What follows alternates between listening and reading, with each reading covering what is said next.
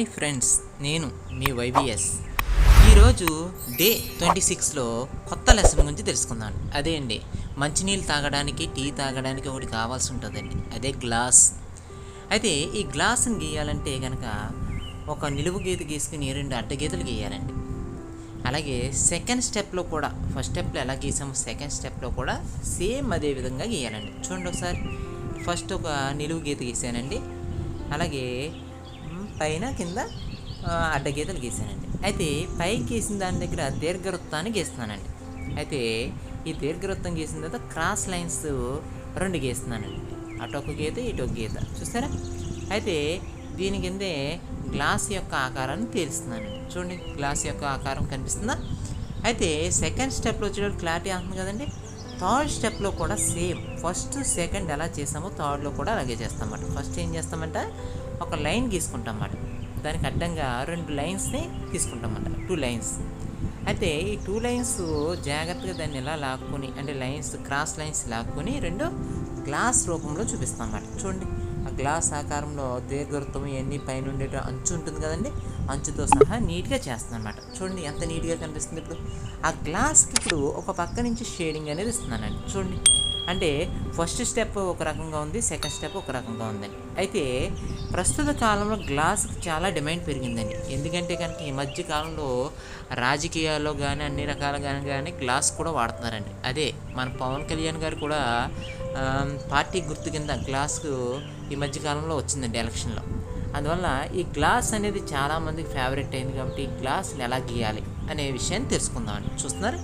అందువల్ల ఫస్ట్ స్టెప్లో లైన్స్ తీసుకున్నట్టుగానే తీసుకుని సెకండ్ స్టెప్లో లాగే తీసుకుంటే కనుక అక్కడ దీర్ఘవృత్తం అనేది గీస్తామండి పైన. అక్కడి నుంచి క్రాస్ లైన్ చూస్తున్నారా? ఆ క్రాస్ లైన్ అనేది కింద దాకా లాగుతున్నామండి. అలాగే లెఫ్ట్ హ్యాండ్ ఎలా లాగామో రైట్ హ్యాండ్ని కూడా అలాగే లాగుతున్నామండి. చూడండి, రైట్ సైడ్ని కూడా అలా లాగుతాం. అంటే 2 వైపులన ఒకే రకంగా కనిపిస్తుంది కదండి. అక్కడ కనిపించేటువంటి చోట కూడా లోపల కూడా ఒక దీర్ఘవృత్తం అనేది కనిపిస్తుందండి. చూస్తున్నారు? రౌండ్స్ అనేది ఇది ఆ పైన కింద నీట్గా కనిపిస్తుంది. కాబట్టి ఈ లైన్స్ అన్నింటి జాగ్రత్త కొంచెం ఎరేజర్తో మిగతాదంతా ఎరేజ్ చేస్తామన్నమాట. రఫ్ లైన్స్ అంటే దాని మధ్యలో ఉన్నటువంటి లైన్స్ కానీ ఆ రఫ్ లైన్స్ కానీ ఇవన్నీ కనిపిస్తున్నాయి కదండి.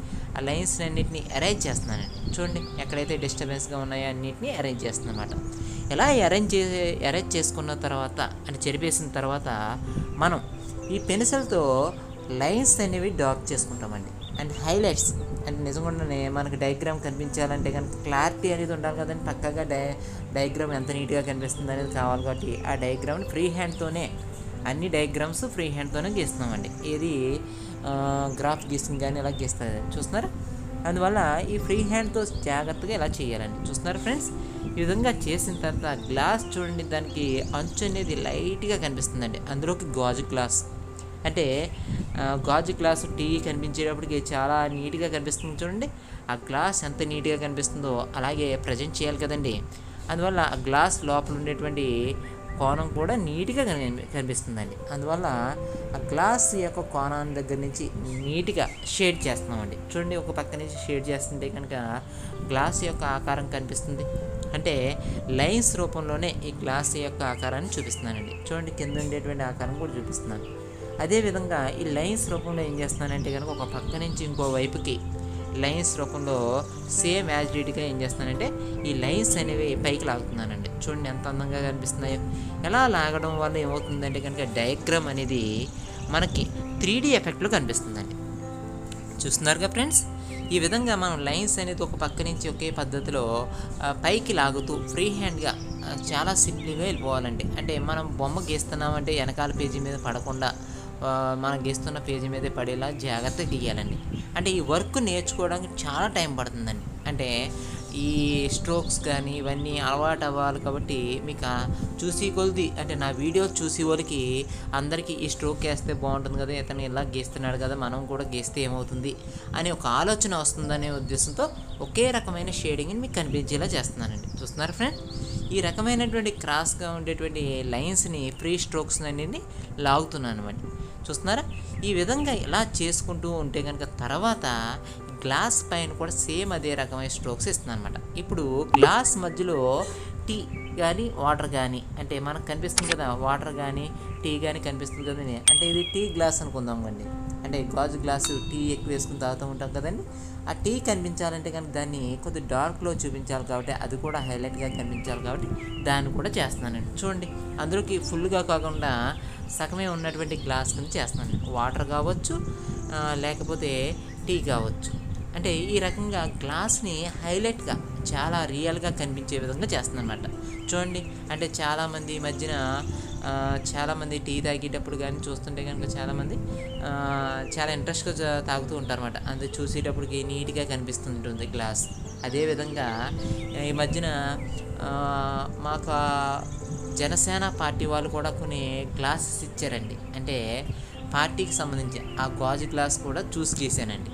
అంటే పార్టీకి చాలా ఉపయోగపడేటువంటి గ్లాసు, అంతేకాకుండా జనాలు టీ తాగేటప్పుడు కూడా ఉపయోగపడుతుంది కాబట్టి ఈ గ్లాస్ని మనం చాలా జాగ్రత్తగా గీద్దాం అనే ఉద్దేశంతో అందులోకి ఇది ఆబ్జెక్టివ్ డ్రాయింగ్ అండ్ స్టిల్ లైఫ్లోకి వస్తుంది కాబట్టి మనం చాలా జాగ్రత్తగా నేర్చుకోవాలి. కాబట్టి చాలామంది పిల్లలు ఈ డయాగ్రామ్ ఎలా గీయాలి ఏంటనేది ఆలోచిస్తుంటారు కదా, అటువంటి వాళ్ళందరికీ కోసం ఈ గాజు గ్లాస్ని నీట్గా ప్రజెంట్ చేస్తున్నానండి. చూస్తున్నారుగా ఫ్రెండ్స్, ఇది చాలా ఈజీగా ఉండేటువంటి ఈ డయాగ్రామ్ని మనం ప్రజెంటేషన్ కరెక్ట్గా చేస్తే కనుక చాలా అందంగా ఉంటుందండి. చూడండి ఎంత అందంగా కనిపిస్తుందో. ఈ అందంగా కనిపిస్తుందంటే కారణం ఏంటంటే కనుక మనం షేడింగ్ ఇచ్చేదాని మీదే అక్కడ ఆధారపడుతుందండి. చూడండి ఎంత నీట్గా షేడింగ్ ఇస్తే కనుక డెప్త్లన్నీ కనిపిస్తున్నాయి. అదేవిధంగా మీరు ఇంకా టీ లేకపోతే వాటర్ అవి కనిపించేటప్పటికి ఆ షేడ్లు అన్నీ కనిపిస్తాయి కదండి, వెనకాల ఉండేవి కానీ అక్కడ ఉండేటువంటి గ్లాస్ కానీ. ఇదే రకంగా చాలా మట్టికి మన గ్లాసులు అనేవి వెనకాల ఉండేవి అన్నీ కొద్ది బోధర్థం టైప్లో కనిపిస్తుంటాయండి. అందువల్ల మనం కూడా డయాగ్రామ్స్ గీస్తున్నాం కాబట్టి ప్రతి డయాగ్రామ్ని అబ్జర్వ్ చేయాలండి. అంటే డయాగ్రామ్స్ అబ్జర్వ్ చేయడం వల్ల మనకి ఏమవుతుందంటే కాన్సన్ట్రేషన్ అనేది పెరుగుతుందండి. అంటే డ్రాయింగ్ అంటే చాలామంది ఏముందిలే పిచ్చగీతలే కదా అంటుంటారు, కానీ పిచ్చగీతలతో కూడా అద్భుతాలు గీయొచ్చని మనం ప్రూవ్ చేస్తామండి. ఎందుకంటే డ్రాయింగ్ వచ్చిన వాడు ఒక్కసారి ఆ పిచ్చగీత గీసిన తర్వాత ఇదే గీతని మిమ్మల్ని గీయమంటే కనుక ఎవరు గీయలేరు కదండి. అంటే మనం గీసేటువంటి డయాగ్రామ్స్ని ఎవరు ఆ పిచ్చ గీతలను కానీ ఆ లైన్స్ని కానీ ఎవరు గీయలేరు కాబట్టి అందువల్ల డ్రాయింగ్కి చాలా వాల్యూ ఉందండి. ఎందుకంటే కనుక చాలామంది ఏమనుకుంటారంటే డయాగ్రామ్స్ కదా ఏముంది పర్లేదులే అంటారు. అందువల్ల డయాగ్రామ్స్ని చాలా జాగ్రత్తగా నీట్గా గీయాలండి. డయాగ్రామ్లో ఏమాత్రం తేడా వచ్చినా సరే డయాగ్రామ్ మొత్తం పాడైపోతుందండి. అర్థమవుతుందిగా ఫ్రెండ్స్. ఈ రకంగా ఈరోజు మన గ్లాస్ అంటే టీ గ్లాస్ ఎలా ఉపయోగిస్తారు, ఆ గ్లాస్ని ఎలా వాడాలి, ఆ గ్లాస్ని మన డయాగ్రామ్ కింద ఎలా చేయాలి, అలాగే కింద ఉన్నట్టు 3D ఎఫెక్ట్స్తో సహా నీట్గా చూపించానండి. చూస్తున్నారుగా ఫ్రెండ్స్, ఈ విధంగా 3D ఎఫెక్ట్లో కనిపిస్తున్నటువంటి ఈ గ్లాస్ని మీకు గీయడం ఎలాగో అర్థమైంది అనుకుంటున్నాను. అలాగే ఈ వీడియో కనుక మీకు బాగా నచ్చింది అనుకుంటున్నాను. అలాగే ఈ వీడియో చూసి మీరు బాగా నేర్చుకుంటారని ఆశిస్తున్నాను. ఈ వీడియో కనుక నచ్చితే కనుక లైక్ చేయండి, సబ్స్క్రైబ్ చేయండి, నా నోటిఫికేషన్ కావాలండి. Thank you all.